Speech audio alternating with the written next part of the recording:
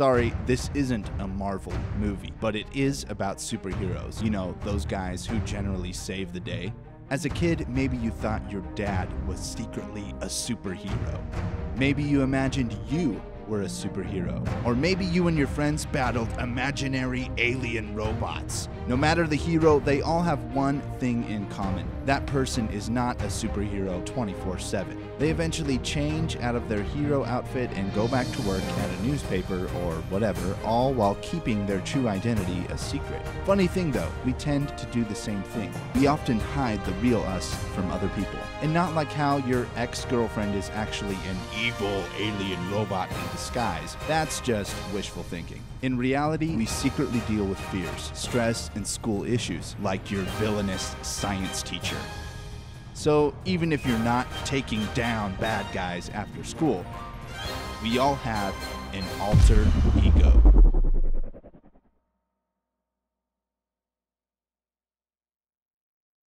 Any comic book fans in the room?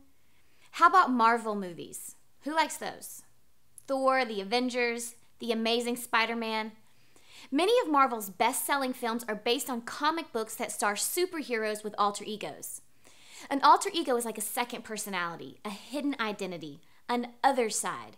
For example, Tony Stark's alter ego is Iron Man, Peter Parker's alter ego is Spider-Man, Clark Kent's alter ego is Superman. Dr. Bruce Banner's alter ego is Hulk, the Incredible Hulk if you want to nitpick. Hulk is not a true superhero. If you already knew that though, you probably do want to nitpick. But the kicker is that all these alter egos are unknown to the outside world. Usually only one or two people know the true identity of these dynamic characters. Everyone else is oblivious. Now, most of us can't fly or climb walls with superhero strength or telepathically control an armored suit with our brains. I say most because I don't want one of you to try and prove me wrong and injure yourself. Some of you have bad tempers that turn you into some version of the Hulk, but we'll save that for another series. But all of us have parts of our lives that we try to hide.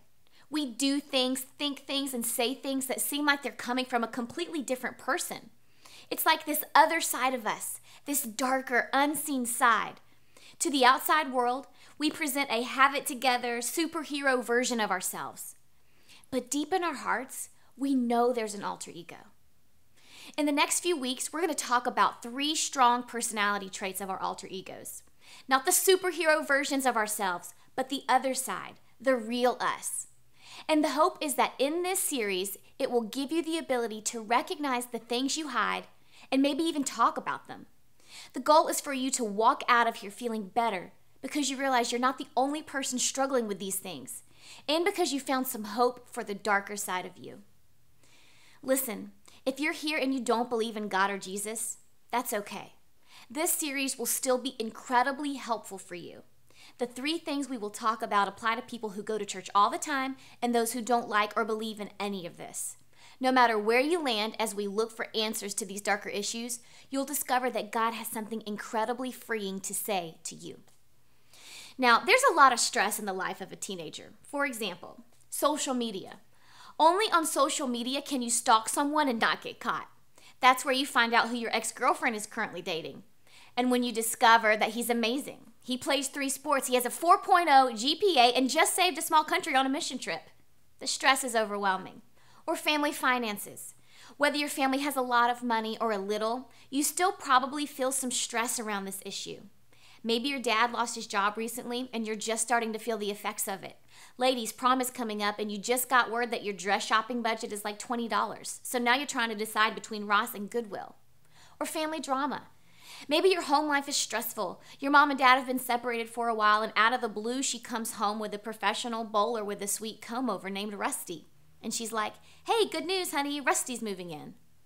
Not what you wanted to hear. Or appearance. Maybe it's your looks. You're 15 and you really want to grow a mustache, but as hard as you try, you simply cannot grow one. And it stresses you out a little bit. Or your reputation. You want to have a good one, but you also don't want to get boxed in.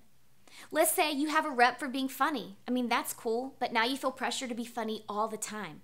And just like that, your gift of being funny has become a source of stress. Or your dating life. Maybe you worry about dating. the ones you have had and the ones you don't have. Or you've been praying for 3 years straight to get a date and you finally did. But now you're stressed about what to do, what to wear, and whether or not it will go well. Or grades. Some of you aren't great at school. You're trying really hard to get better.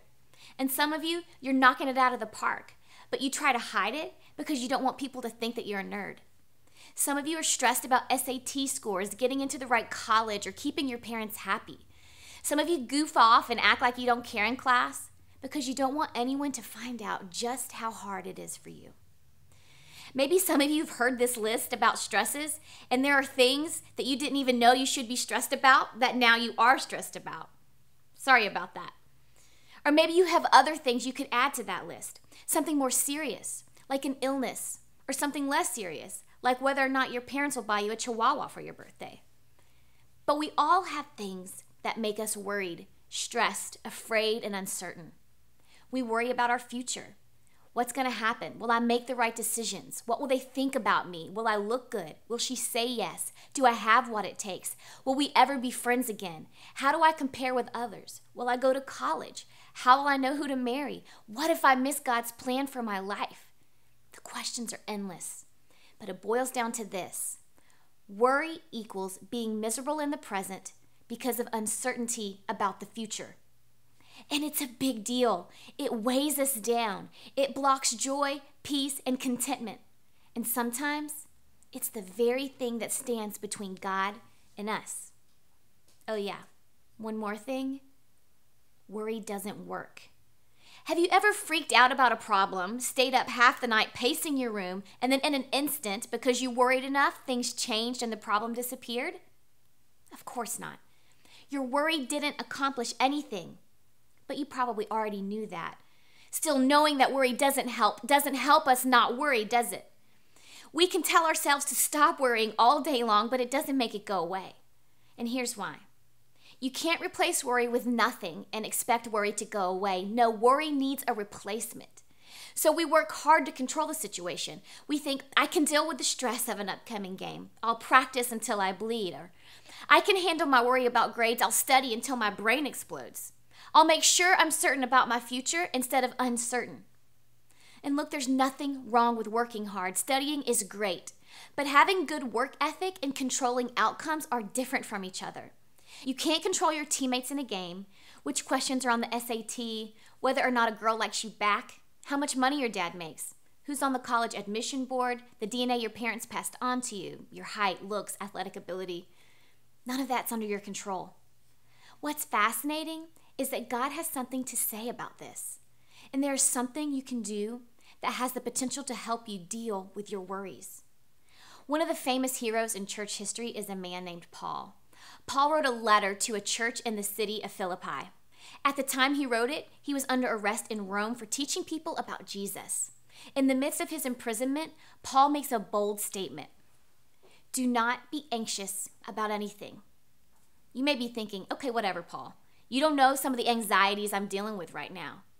But we should take Paul seriously because Paul isn't speaking out of theory, but out of experience. Paul knew uncertainty. He had been beaten, shipwrecked, snake-bitten, and arrested. And now he was writing these words from prison? That's amazing. After all that he'd been through, Paul still had the ability to say, don't be anxious. How? In the second part of this verse, Paul gives his reasons. But in every situation, by prayer and petition, with thanksgiving, present your requests to God. Here's the secret. There's a better way to face the future than worrying yourself to death. There's another solution. Did you know that God can worry about things for you? He can be concerned about your grades. He can trouble himself about where you're going to college. He can stay up all night thinking about who you're going to marry. The secret to not getting dominated by worry is letting God worry about it. And you may be thinking, okay, that seems like fluffy Bible stuff that sounds good but doesn't really help. But God is saying, I want you to take the things you worry about the most and give them to me. Just try it. Say, God, here's what I'm worried about. Will you worry about it too? That prayer is powerful. You know why? Because it gets God involved. It gets God on the scene and takes a load off your shoulders. And that's a big, big deal. Because you can't control, predict, or intervene in the future, but God can. The difference between you worrying about something and God worrying about it is that He can actually do something about it. When you make God responsible for your future and all the worries that come with it, He brings His power, He brings His ability, His plan into your world. Several years ago, I witnessed a serious car accident. In fact, I was the first person on the scene after the two cars collided. Thankfully, no one was seriously injured, but I didn't know that when I approached the vehicles. I opened the driver's side door to one of the cars, and behind the wheel was an older man who looked dazed and confused. I had no idea what to do, so I just started talking.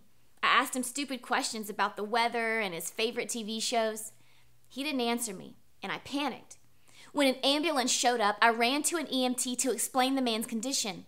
The EMT calmly told me, "All right, let us worry about it from here." As trained professionals, they could do a lot more good in that situation than I could as a regular person. And that's what God is saying to you and to me. Let me take it from here. Give your stress to me. Talk to me about it. Let me get involved, because my worrying is not like your worrying. I can do something about it. And that's what's so freeing about this verse. You can let God worry for you. And when God's worrying about your worries, you don't have to, because He loves you enough. He's smart enough and He's big enough to handle whatever you're facing. Look at what you get in return.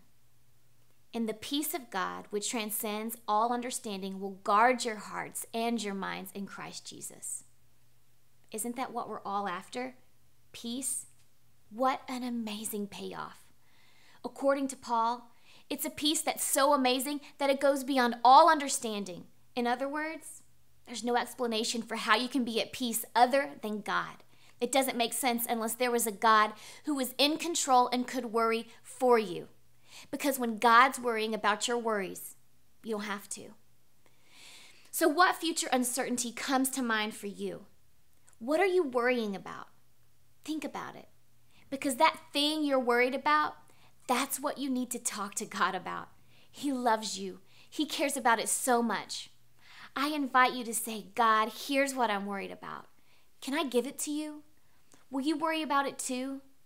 And in the process, will you take away my worry and replace it with peace?"